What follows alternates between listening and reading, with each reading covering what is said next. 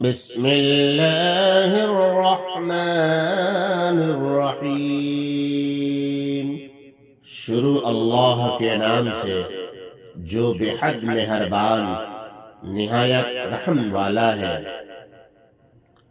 لیس علی الضعفاء ولا علی المرضى ولا علی الذین لا یجدون ما ينفقون حرج اذا نصحوا للہ ورسولہ۔ کم طاقت لوگوں پر کوئی گناہ نہیں، اور نہ بیماروں پر، اور نہ ان لوگوں پر جن کو سامان جہاد کی تیاری میں خرچ کرنے کو میسر نہیں، جبکہ یہ لوگ اللہ اور رسول صلی اللہ تعالی علیہ وآلہ وسلم کے ساتھ اور احکام میں خلوص رکھیں اور دل سے اطاعت کرتے رہیں۔ ما علی المحسنین من سبیل واللہ غفور رحیم۔ تو ان کو نیک کاروں پر کسی قسم کا الزام عائد نہیں، کیونکہ لا یکلف اللہ نفسا الا وسعها، اور اللہ تعالیٰ بڑی مغفرت والے، بڑی رحمت والے ہیں کہ اگر یہ لوگ اپنے علم میں معذور ہوں اور اپنی طرف سے خلوص و اطاعت میں کوشش کریں اور واقع میں کچھ کمی رہ جائے تو معاف کر دیں گے۔ اور وَلَا عَلَى الَّذِينَ إِذَا مَا أَتَوْكَ لِتَحْمِلَهُمْ قُلْتَ لَا أَجِدُ مَا أَحْمِلُكُمْ عَلَيْهِ تَوَلَّوْا وَأَعْيُنُهُمْ تَفِيضُ مِنَ الدَّمْعِ حَزَنًا أَلَّا يَجِدُوا مَا يُنْفِقُونَ۔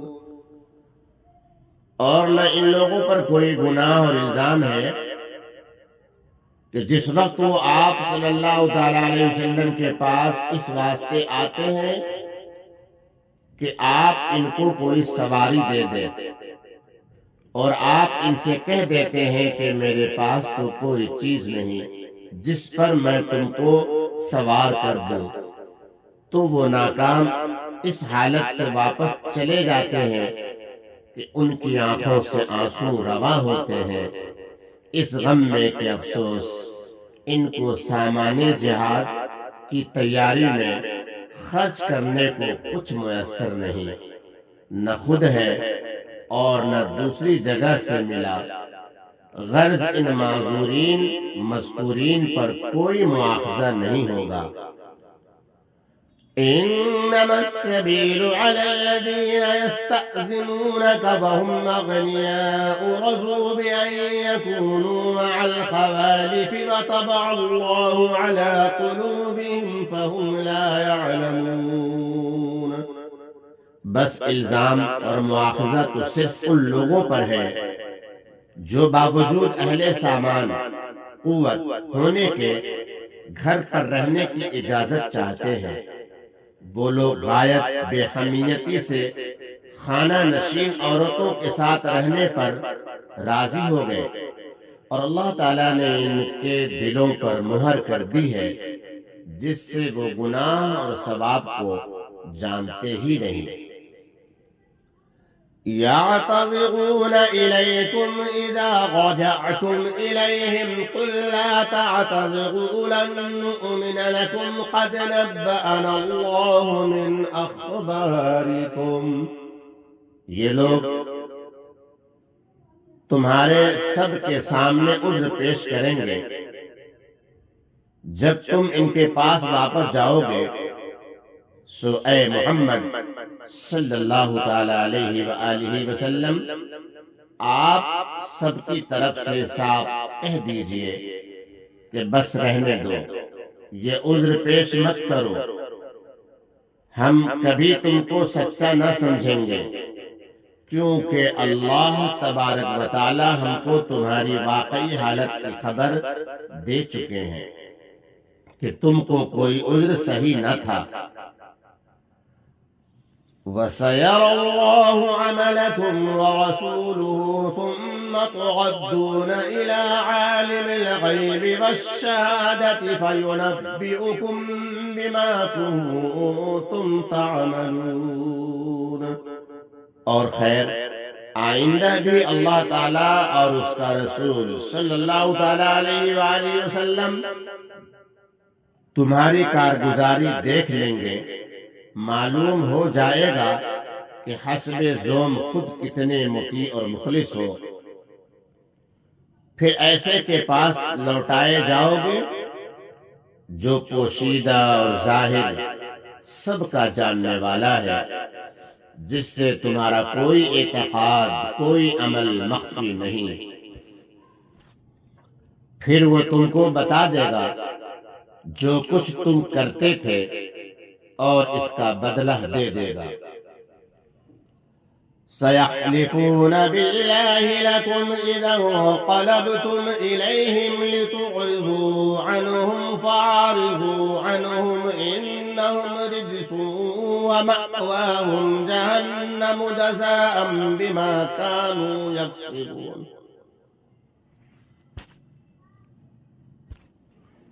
سَيَحْلِفُونَ بِاللَّهِ لَكُمْ إِذَا انقَلَبْتُمْ إِلَيْهِمْ لِتُعْرِضُوا عَنْهُمْ فَأَعْرِضُوا عَنْهُمْ إِنَّهُمْ رِجْسٌ وَمَأْوَاهُمْ جَهَنَّمُ جَزَاءً بِمَا كَانُوا يَكْسِبُونَ۔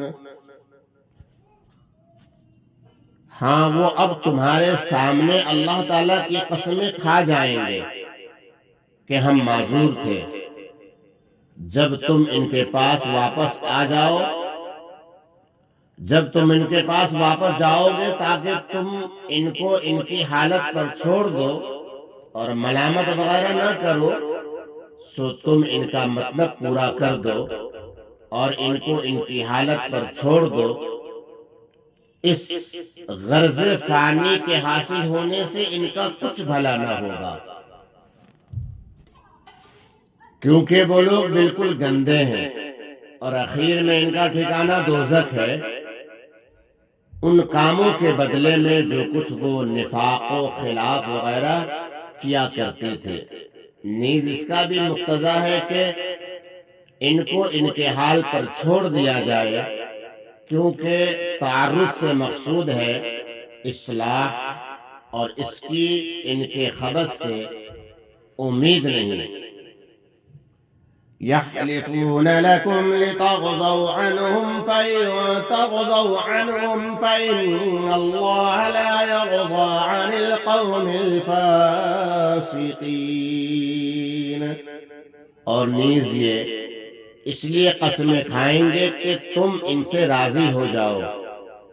سو اول تو تم دشمنان خدا سے راضی ہی کیوں ہونے لگے، لیکن بالفرض اگر تم ان سے راضی بھی ہو جاؤ تو ان کو کیا نفع، کیونکہ اللہ تعالیٰ تو ایسے شریر لوگوں سے راضی نہیں ہوتا، اور بدون رضائے خالق کے رضائے خلق محض بے سود ہے۔ الأعراب أشد كفرا ونفاقا وأجدر ألا يعلموا حدود ما أنزل الله على رسوله والله عليم حكيم۔ ان منافقین میں جو دیہاتی ہیں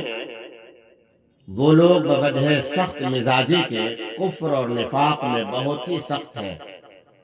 اور بوجہ بعد علماء و عقلاء کے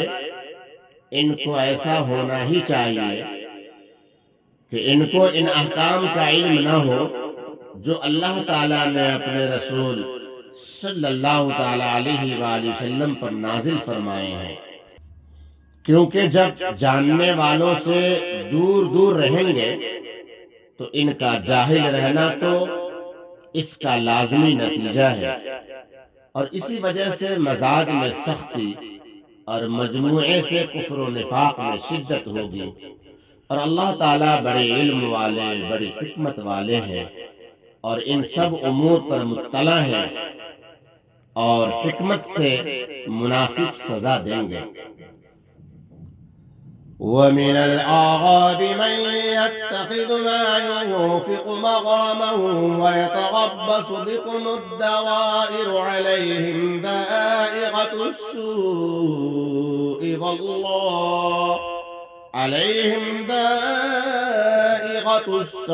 والله سميع عليم۔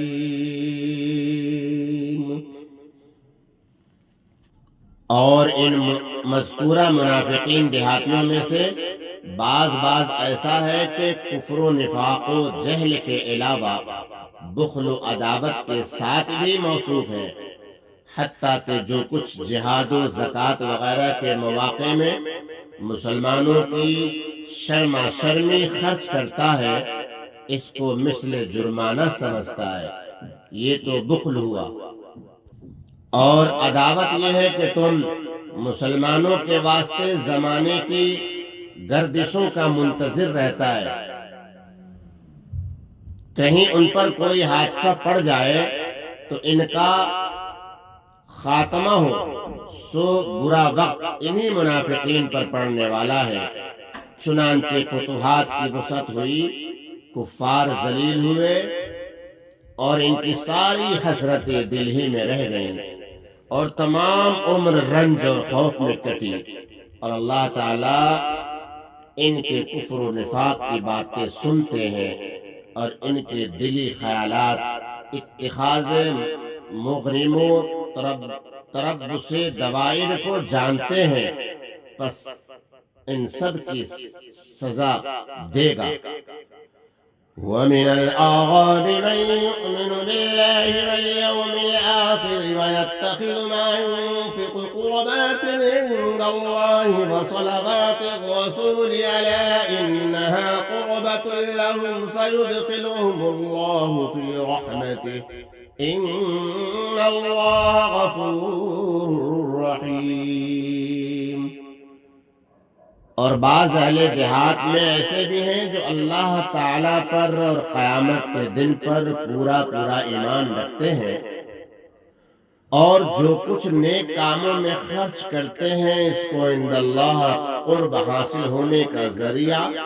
اور رسول صلی اللہ تعالیٰ علیہ وسلم کی دعا لینے کا ذریعہ بناتے ہیں، کیونکہ آپ صلی اللہ تعالیٰ علیہ وسلم کی عادت شریفہ تھی کہ ایسے مواقع پر خرچ کرنے والے کو دعا دیتے تھے، جیسا کہ احادیث میں ہے۔ یاد رکھو کہ ان کا یہ خرچ کرنا بے شک ان لوگوں کے لیے موجب قربت عند اللہ ہے، اور دعا کا ہونا تو یہ خود دیکھ سن لیتے ہیں، اس کی خبر دینے کی ضرورت نہ تھی۔ اور وہ قرب یہ ہے کہ ضرور ان کو اللہ تعالیٰ اپنی خاص رحمت میں داخل کر لیں گے، کیونکہ اللہ تعالیٰ بڑی مغفرت والے رحمت والے ہیں، پس ان کی لغزشیں معاف کر کے اپنی رحمت میں لے لیں گے۔